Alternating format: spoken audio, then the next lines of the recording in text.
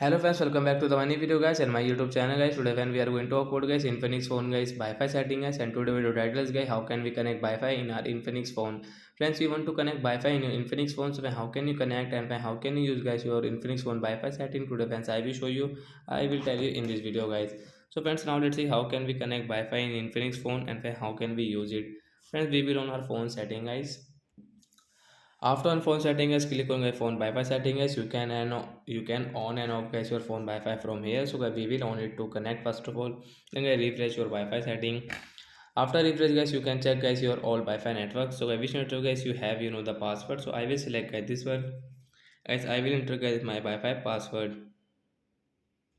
And guys, you can check your password from here guys. So once connect option, tap here to connect. So guys, you can see Wi-Fi network connected in our Infinix phone. So guys, now guys we can use guys this Wi-Fi network. We don't have mobile data guys, we can connect Wi-Fi guys and we can use it. So bye guys, thanks for watching.